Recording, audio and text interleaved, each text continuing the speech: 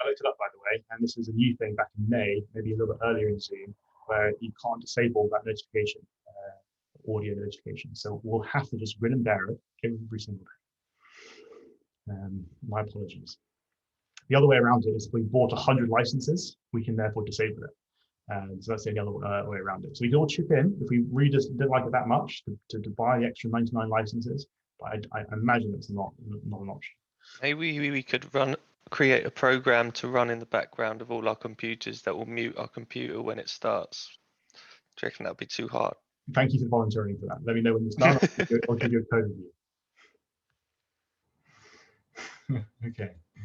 Now that's been captured on this audio, I'll make sure it's I'll make sure I don't trim it. It'll be right there. Everyone will be able to come back and look at this. Okay, let's have a look at what we're doing. I'm going to minimize all your faces. So if you do want to say anything, please just shout out because I won't be able to see you. Just note down any questions and let's walk through this. Okay, so what we're going to do is just go through the instructions step by step. And make sure we get to the end of it.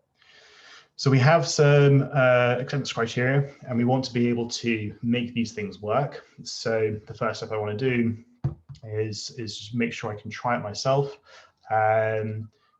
So I use Node to run a REPL like this. As I've already demonstrated before, it's a simple REPL that I can evaluate JavaScript, see what happens, and then move on with my life.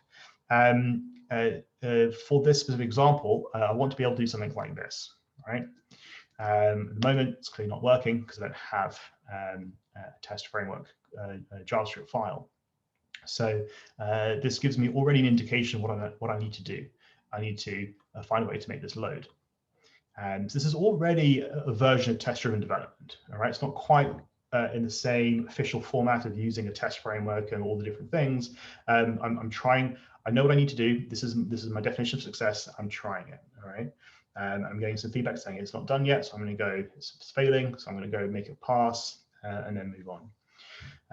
So it's still a version of a test-driven development process, but not quite formal. And so what we're trying to practice is a more formal approach to getting this to work. Because in the end of the day, we're going to scale up and have a lot more complex programs in a few weeks' time, and we have to be able to manage that accordingly. So in order to get this to work, I can just go back to my working directory. This is empty at the moment. So all I need to do is create a file. So it's done nothing, or it's done something, but it hasn't failed. So that's so far past that first little criteria. So we go back to the criteria. I managed to do this part here. If I now try and run this, clearly I get an error message because in this Node environment that I'm running, there's nothing in memory that when I call this function, it will throw an error because it's not available in memory at the moment. So I need to find a way. Now, clearly I can do it in a number of ways. I can define the function with it directly into my environment. So I can do something like function assert equals and try and define it this way. And so if I run it, it's available, right? This is not what I want to do because I want to load it from this other file, all right? But it's still available because I'm calling it because I've defined it within that Node environment. So I'm just going to exit out of this so we can go have a start fresh session. And let's try that again. So I'm going to try and define my function here. Now, what my function is meant to do, where is it? Okay. Write a method that returns a Boolean from comparing two values. So let's call it assert equals, and we have the areas. We can use this kind of syntax to write a function. We'll do it both ways so we can compare. I want to compare two values. So the two arguments I need is call them value 1 and value 2. And then what I want to return is the comparison of them. So I can do a simple comparison like this. Notice this is like a shorthand syntax. So if you're doing it in line, you don't need to use the curly brackets for explicit return, which is the same thing as this. Same thing. Entirely up to you what you want, how you want to do it. So let's leave it like that. The other way to do it is to use the function keyword and write it like this. All right, a few different ways to write it. There is a difference in the way that the functions work if you use the arrow syntax. So where possible, let's always try to use this this syntax, arrow functions, where possible. What else? Default variable scope should always be const unless you need to reassign it. So where possible, try and use const as a default variable scope. The other ones you might want to use are let when you do need to reassign it. And try and stay away from using var. Const and let should be your main variable scope in JavaScript. What else can I say about this? Notice that you don't need to do like an if statement. It's a bit redundant. You can just, this will evaluate either true or false depending on the values.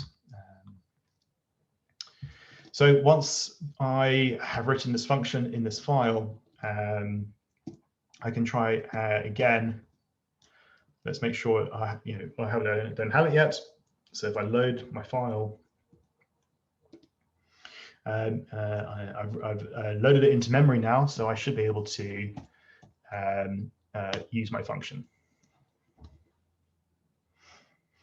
So so far so good. I've been able to write my function, compares two values, and then use my node REPL to load that code in memory and then use it within this REPL. So far, so good. Let's go on to the next one. Test framework needs a few things. You probably implemented something like this. So it's doing the inline one. You can now load this file to have access to our set equals method. Yes, yes, yes. Next step to write a test for the program we need to implement. Okay, I missed out. The next step is to write a test for the program we need to implement based on acceptance criteria. Read the below stage of setting up a basic test. All right, 3 stages of a test. Let's go to the instructions. Don't write any source code yet. No source code. So create a directory to hold your specs. Commercially, it's called spec. So let's go ahead and let's make sure we can see that. Create a directory called spec. In this directory, create a file called count even numbers. What's it called? Count even numbers. .spec.js. At the top of this file, require your module that contains your test framework logic and store the export in an appropriately named variable. So let's require. Oh, what are we requiring? We're requiring a test framework. So I need to make sure it has the right path to the file. If I'm inside my spec directory, I need to go one up and across. So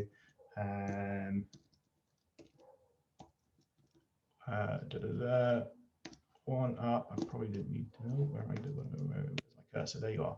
Oh, let's say like that, up and across into test framework.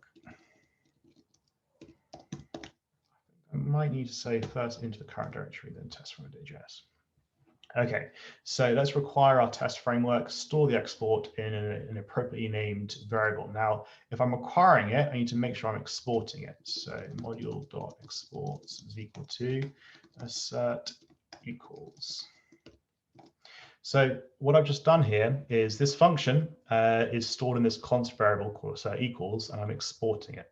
And this is the classic way in Node.js to be able to export functions. There are lots of ways to export. You could export an object with a property and a value like this. so therefore you might be able to add a lot more key value pairs and more functions to export from one module.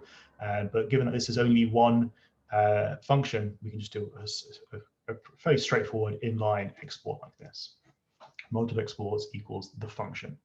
And so we're going to export this function, and we've declared this function up here. So what I'm trying to do here is in a different file, load another file. And we're going to use module exports to help us solve this problem. So my spec file is going to load the module from my test framework file. And I'm giving it a variable. In the convention here, you can call it whatever you want. The convention is to give it the same name as the export. All right, but you don't need to, they're just variable names. So the return value of this is just simply going to be whatever this has been exported. And we're going to store it here so it makes a little bit of sense in our heads when we read it.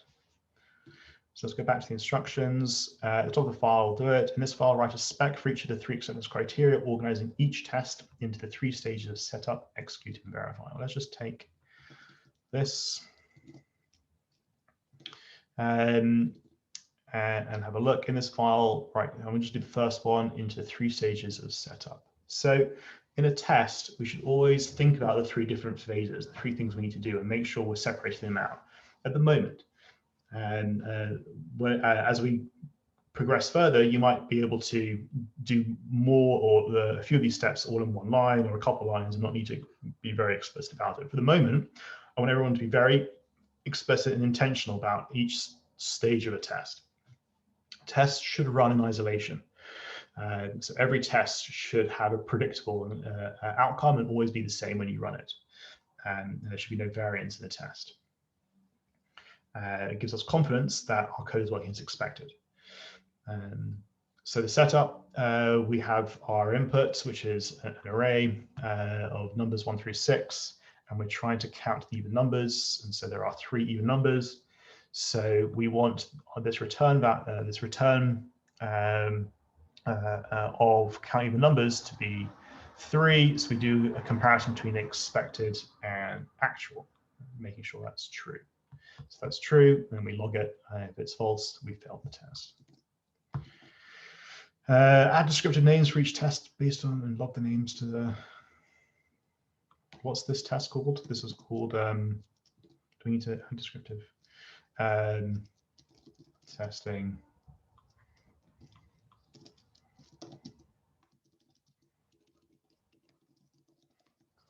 Numbers. Okay. I think I have done this one. I probably should do the other 3, but I'm going to just do this one scenario for the moment, and we can add more later, more of them later. Okay, I think I've done all these instructions. Let's go on to the next one.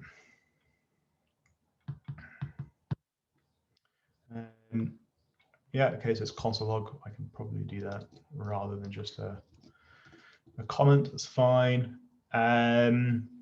Currently, in order to run the spec, you have to run the file using Node. So let's have a look. Let's exit out of our Node REPL, and I'm going to use Node to run my file. So I'm using the file name as an argument to Node itself. The Node will look at that file, evaluate it, and then figure out how to essentially send to my terminal the results of running that file. So when I run it, it says it can't find it, so I'm clearly in the wrong place when I do it. So let's have a look at what I call these count even numbers. Spec count even number. I haven't even named the right thing. Even number counter. Did I just name it incorrectly, or is this just not a good thing here? Let's actually run the right file. So let's go spec count even number spec. So that's what should be there. I'll have to double check why did I put that there. I have a reference error, and this is the point where you should always get to, that you've written a failing test, and this is the work that you should now do. This whole process is getting to this point so far, which is saying, okay, your test failure shows you what you now need to do, which is if it's not defined, you now need to define it. All right, just do the opposite of this error message. So it's giving you an indication of what to do next. Count even numbers is not defined. So this is a good thing. We'll do that in a second. This will get tedious. Spec runners. So spec runners. I was thinking maybe how to sort of like talk about this, and I guess like the picture I have in my head. Let me do a quick segue into sort of a more visual idea of this, and what we're essentially trying to do here. If we think about 2 layers, we'll think about 3 layers really, and we'll ignore the third one for now. So we're just going to ignore this one. And this is something called, I guess we can call this 3-tier architecture. All right, it's a useful analogy to, I guess that's the right word, analogy to have in your head about, I guess, programs or applications in general. The first top layer is essentially the presentation layer, the view layer. This is essentially how people interact, the interface to a program. And so typically, whenever you've been interacting with an application, it's been on the web, like a web application. So you use a browser to interact with something. Or it might be a mobile app. And at the moment, you've been using your command lines. That's also an interface to run programs. Node, as an application, is run on the command line. So a command line interface, CLI, is another interface that we can use to interact with programs. So what am I trying to say here? We've done most of our work so far trying to figure out this interaction between the command line and JavaScript files or Node.js files. And this layer in the middle here is essentially just the logic layer. Down here is our data persistence layer, if we need to store information. We won't really get to this until halfway through the course when we think about databases and that process. So we're mainly going to just live in this layer here for the next week or two with some interactions in the interface.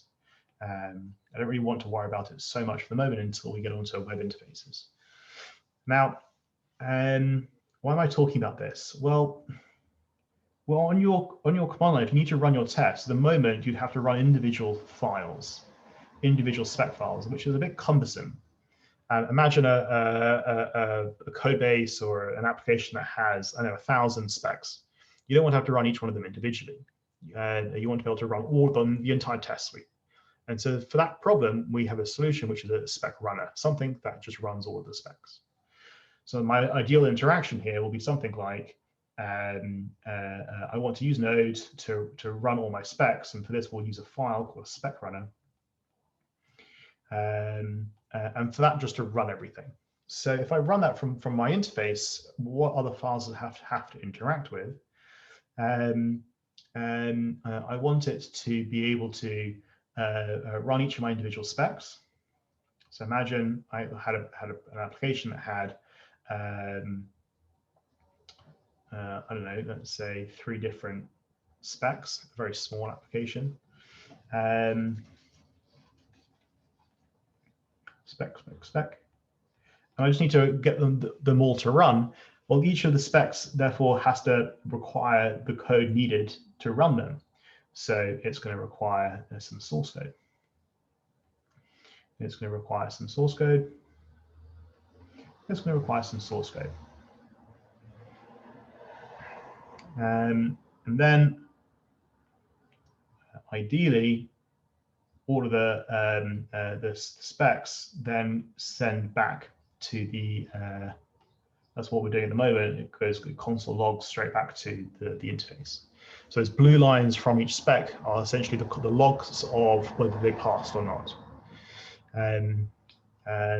Which, from a design point of view, ideally we wouldn't have each individual responsible for sending back to output. We would maybe catch them all in another spec suite kind of thing, and they'd all come this way first and then send to output. But that's a separate design choice. At the moment, we're keeping things very simple. Each spec is going to require a source code and then throw back to the terminal whether it passed or not.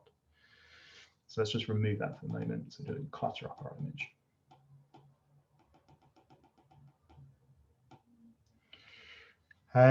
Additionally, in our sort of like high level view of this, each spec also make sure it loads not just the source code, but our test framework as well.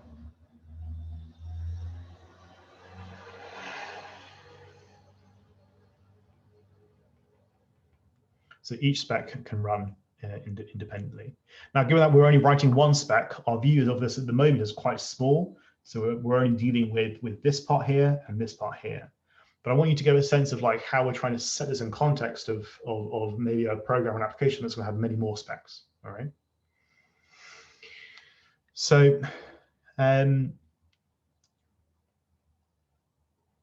currently, where are we? Let's go back to here. So we were reading through the instructions here. So spec runners. Spec runners need three things you might imagine. The actual test framework, and we're keeping things super simple. It's just one function that compares two values. Next week, we'll progress to a third-party test framework that gives us a lot more flexibility, a lot more ability to assert on behavior that we want. So we have our test framework, we have test code and source code.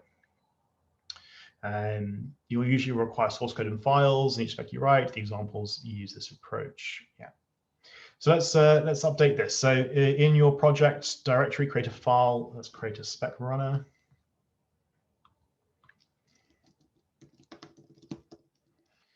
In this file, requiring spec files. So we only have spec count even numbers. I made a typo. Hold on.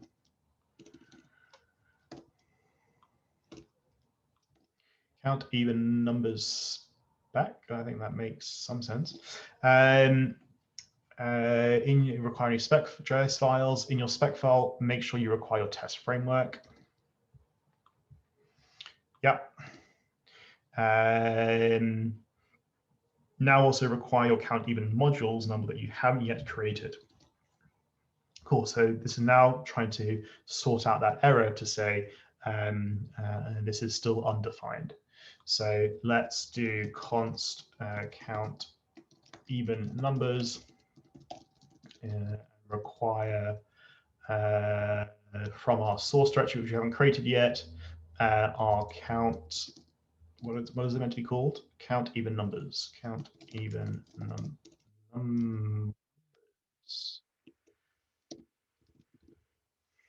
Count even numbers. And then I want to run my spec runner. I should see the error that it can't load the file. Cool, because I haven't created it yet. So let's try that. Node spec runner. Can't find module source. Good, that's what it was meant to say. You should see an error that it can't load the file because you haven't created the source code file. So only now should I create the source code file. Notice it's the last thing that I'm doing, which is important. I set everything up. Now that we have like a picture of like how to set things up, usually we'll get to this place quite quickly, having written this spec. And this is what we should spend most of our time doing this part here, the actual spec rather than anything else. So let's now solve that error. Let's write a source. What's it called? Count even numbers.js. Let's double check. Let's found it. Cool. Count even numbers is not a function, so let's define it. Const count even numbers. And what goes in here? It's a list, right? It's just what I have to do. Only should now create it with your program logic, spot your module, and use it to run your tests. Cool. So here I have to go through a list. go through a list and pick out all of the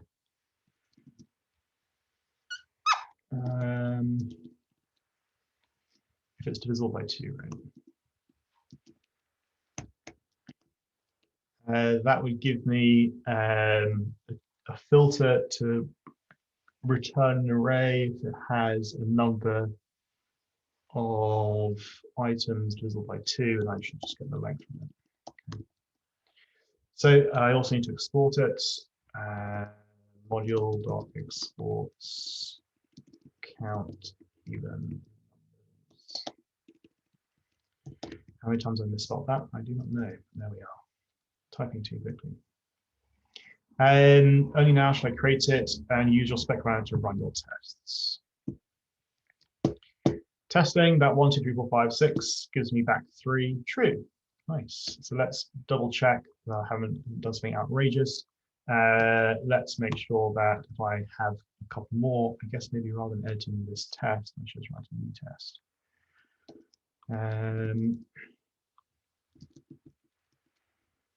So it's a bit laborious at the moment, but let's make sure 4, not 34, 7, 8, 4, and let's make sure that works. That's already been described, so I need to not declare that every single time.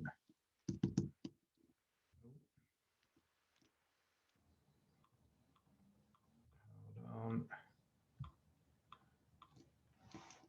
Get rid of you.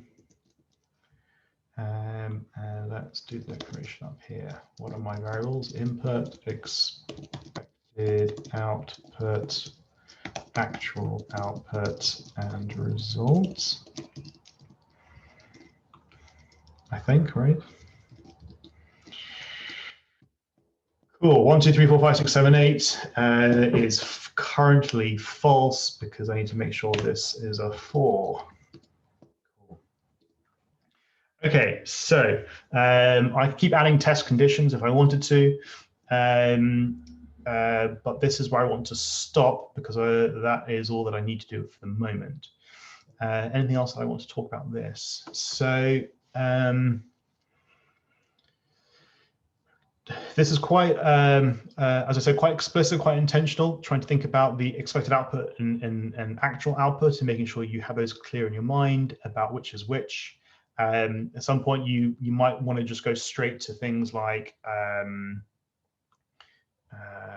this is also okay if you want to do it, count even numbers with this, and then put in here 4 so you can get rid of all of that. So this does all 3 steps in one, set up, verify, and execute.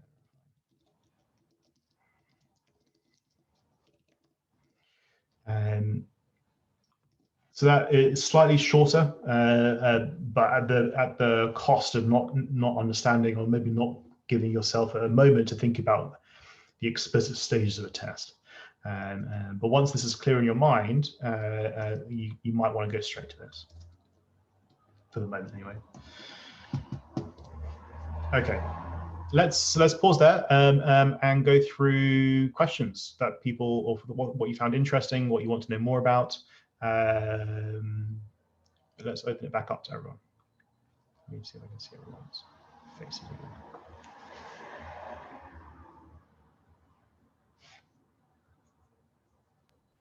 again. So I would just start by saying, why do we need the spec runner specifically? Try and ask that question yourself first. Why do you think? I'm not sure. That's why I'm asking. What do you think is the problem it's going to help solve? If we think back to this scenario here, how are we going to run all of our specs if we had, say, 100 specs? It's easier to pass through the functions using the spec runner, I guess. all you need to do to run your entire test suite is to run, as I've been doing, note this thing here. So if I have multiple files, at some point, you'll have this directory full of lots of files. And if I want to run the whole test suite, all of my tests, I would have to either do it individually if I didn't have this bit of JavaScript that can help do that for me. So here in my spec run, I would keep on adding different specs. All right. For the moment, it's still a manual process just to add them. Like imagine you had 100 specs, right? You could just add them all here and still run this file, spec runner, and run all your tests. Now, some of the third-party external libraries will recursively look through your spec directory already and just run anything in there. So it's just not an automatic process. You don't need to manually say which files. You could do that as well. But a lot of this work has been done for you. For the moment, I just want everyone to do it manually. Does that make sense, Bridget? So the spec runner just brings all your tests together then? It just runs anything that the intention of it is that it should run all of your test suite, all of your tests that you have. That's the intention. And so all you need to do is run that file, which then runs all the other files. Okay. So it's like a one-to-many relationship. All you need to do is run that one file, which runs all the other files. Okay. Okay. Makes sense. So Ed, you'd have one spec runner for each function that you're testing. You'd have one spec runner for your whole test suite, for your whole application. Yeah, so one spec runner might contain like thousands of different tests. Exactly. But would all of those tests be for just one function that you're testing, or you would? Good question. So as we have here, let's call this a spec. All right. This spec is in this file, and you might have, as you see here, two different tests for two different cases. And I want, given this file is about specific counting even numbers, I want to know as an engineer or as a developer, where I go to update my test for the counting the numbers function. I will go into this test, into this file. I don't want to go into more than one file for this one function. So anything to do with this, I would put into here. I would update tests, and I'll go correspondingly into this function to update it. Yeah, so this one spec might have many unit tests, because it's covering the different outputs for my function. Does that help? Cool. Sorry, could I ask a question as well? Yeah. So I have two questions actually. One's really quick. So in the spec runner, yep. So you don't have to write down the specific function. You can just write down require, and then write down the JS file. All right, and then all this does, the require just essentially does a more sophisticated version of your load that you did in the node REPL. Okay. So when you did load just essentially goes through line by line and adds it to the current. It's as if you typed it specifically into this node REPL. When you require, does something a little bit similar. But uses the module exports behind the scenes and things like that. But essentially, it's the same thing. It loads it in memory, so I now have access to it. Okay. And then the test framework. Yeah. So I noticed that you haven't uploaded the test framework to the spec runner. Why is that? So the test framework is exported to the count even numbers, which is then exported to the spec runner, right? So you don't have to write down require from test framework as well in the spec runner. What I'm trying to do is simulate this here. So my spec runner, all I need to do for my spec runner is say which specs I want to run. And each spec then loads the source code and the test framework. Oh, okay. So you don't need to upload the test framework to the spec runner then? Right. So if you require something, if A requires B and B requires C, then A will always require C. Yeah. The responsibility is for each spec to know what it needs to do to execute successfully. The spec runner doesn't need it. Yeah. I see. So just to confirm, the spec runner just has like a required, it just requires the test function you already created. Nothing needs to go into the spec runner. Exactly. Okay. Yeah. And try and decouple what you're seeing here from like your, another way to say this, the purpose of the spec runner is to get you comfortable with the idea that there is something that's going to run all of your tests. We're going to move away from this specific implementation next week when we actually externalize all of this to a third party. And we just use a library of code to help. But what we're doing at the moment is to give a sense of actually what's happening underneath the hood. All right, everything is just JavaScript, and as long as we understand that and we find ways to automate it, that's what the third-party library in its mature state is doing. So you could probably find a different way to do this. You could try and find a way to, I don't know, look at your spec directory specifically, loop through it. You could write a small program here that looks at the spec directory, loops through all the files, and then runs them individually. That would also be a valid implementation of a spec runner, because it's still doing what we want it to do, which is be able to run all of our specs, right?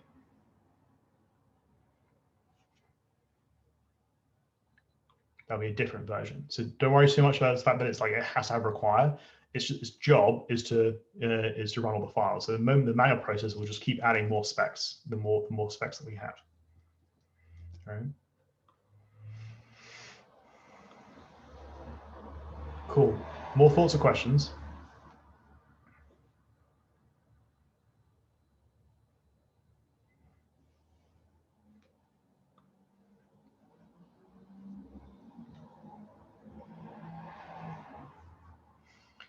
Okay. Nope, no questions. Okay, I'm going to upload this to YouTube so you'll be able to have it. Given that you've now seen this demonstrated, have a think about how it relates to the work you've done this morning. Chat to your pair partner in a second about what you want to work on. So when you split up into pairs for the next until 6 o'clock-ish, think about what you want to do, where you are in a test framework at the moment, and start from there. Think about another exercise. You can go into the further work as described here. You can have a look at sort of like going through this, or you can go straight on to just practicing it again. The main objective for everyone this afternoon is just to practice these steps, just to get into the habit of figuring out what is my program behavior, how do I codify it, how do I write the test, how do I pass the test, all right? And we're going to increase and we're going to change the domain, we'll increase the complexity from tomorrow morning, so it'll be a little bit more fun. Nothing, one of these simple functions.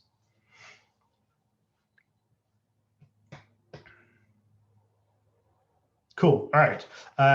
Pairs are, I'm going to actually stop the recording so we can get ready for this lovely sound.